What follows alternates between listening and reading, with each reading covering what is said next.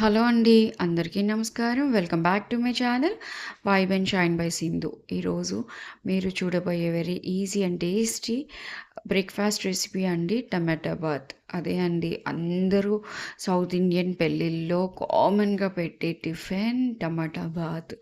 ఎందుకంటే అది చాలా టేస్టీగా ఉంటుంది కాబట్టి అందరూ పెళ్ళిల్లో, ఫంక్షన్స్‌లో పెడతారు. ఫస్ట్ మనం ఇది ఎలా చేసుకోవాలో చూద్దాం. పొయ్యి మీద కడాయి పెట్టుకొని 2 గరిటెలు ఆయిల్ వేసుకొని దాంట్లో వేయిన్ వేరుశెనగ గుళ్ళు,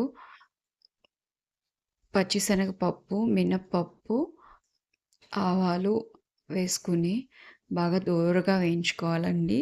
అవి వేగిన తర్వాత మనం జీడిపప్పు కూడా వేసుకొని బాగా వేయించుకోవాలండి. ఇవన్నీ ఏగిన తర్వాత మనం కట్ చేసి పెట్టుకున్న 1 ఆనియన్, 4 మీడియం సైజ్ చిల్లీస్ ఏసుకొని బాగా వేయించుకోవాలండి. అవి బాగా వేగిన తర్వాత ఇవి పచ్చి పచ్చిగా ఉన్న దానికన్నా మనం కొంచెం ఉల్లిపాయ కూడా మంచిగా వేయించుకున్న తర్వాత మనం టమాటా ముక్కలేసుకోవాలండి.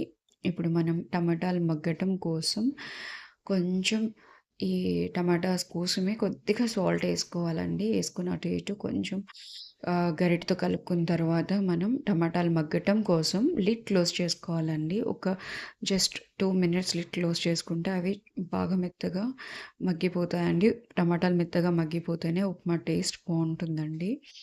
పచ్చివాసనంతా పోయినాక ఇప్పుడు కరివేపాకు యాడ్ చేసుకోవాలండి. ఫస్ట్ మనం తాలింపులో ఏసుకున్న దానికన్నా ఇప్పుడు టమాటా మగ్గినాక వేసుకుంటే కరివేపాకు టేస్ట్ ఇంకా బాగా ఎన్హాన్స్ అవుతుందండి. ఉప్మా ఫ్లేవర్‌కి అది బాగా తెలుస్తుంది. ఇప్పుడు 1 ఫుల్ స్పూన్ అల్లం వెల్లుల్లి పేస్ట్ ఏసుకోవాలండి.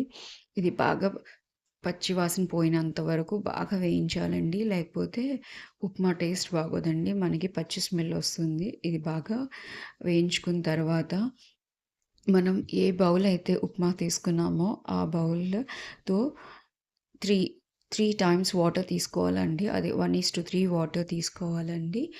లేదంటే మనం గ్లాస్ తీసుకుంటే గ్లాస్, ఏది తీసుకుంటే దాంతో 3 టైమ్స్ తీసుకోవాలండి.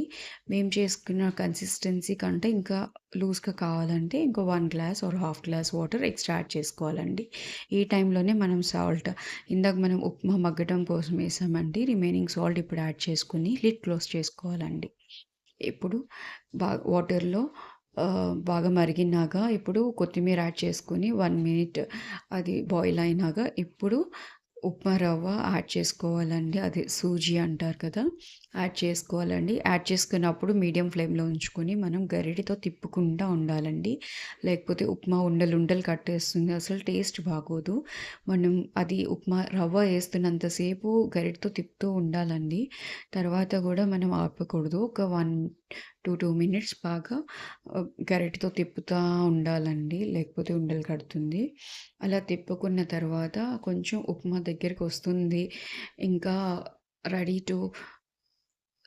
టు కుక్ అన్నప్పుడు లిడ్ క్లోజ్ చేసి ఒక 2 మినిట్స్ అలా ఉంచితే దాంట్లో ఉన్న పచ్చిదనం అంతా రవ్వలో ఉన్నదంతా పోతుందండి. బాగా కుక్ అవుతుంది. ఇప్పుడు మనకి very tasty and easy tomato bath ready. Thanks for watching. Please do like, share and subscribe to my channel.